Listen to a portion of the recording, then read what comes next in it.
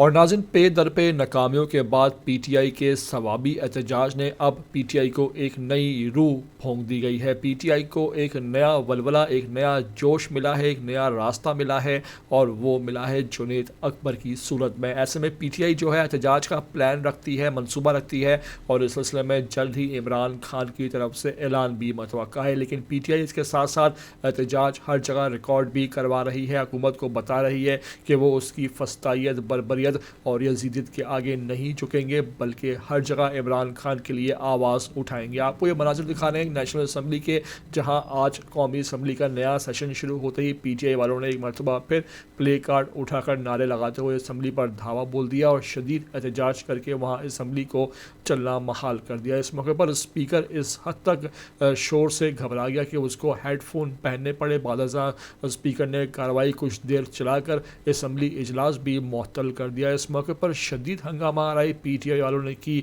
और वहाँ पर डाइस बजाकर, नारे लगाकर इमरान खान के लिए आवाज़ बुलंद की और जो इजलास है उसे चलना मुश्किल बना दिया। क्या मनाजिर थे, किस तरह वहाँ जरताज गुल जो है सारे पीटीआई के एहतजाज को लीड करती रहीं। साथ साथ वहाँ पर आप देख सकते हैं अली मोहम्मद खान भी उनके हमरा है, साथ साथ वहाँ पर बैरिस्टर गौहर भी दिखाई दे रहे हैं। तो पीटीआई ने एक मरतबा फिर नेशनल असम्बली में शदीद अपना एहतजाज रिकॉर्ड कराया है और इस हुकूमत को पैगाम भेजा है कि वो इमरान खान के साथ खड़े हैं, इमरान खान को अकेला नहीं छोड़ेंगे और हुकूमत से हर मुहाज पर लड़ते दिखाई देंगे। क्या खूब ये मनाज़िर है, आपको मुकम्मल वीडियो में दिखाने लगे हैं। आपसे रिक्वेस्ट है कि वीडियो पर अगर पहली बार आओगे तो आखिर तक देख लेना। चैनल को लाजमी आप सब्सक्राइब करो, लाइक करो, शेयर करो और कमेंट करके हमें अपनी कीमती राय से लाजमी भाई आगाह कर देना।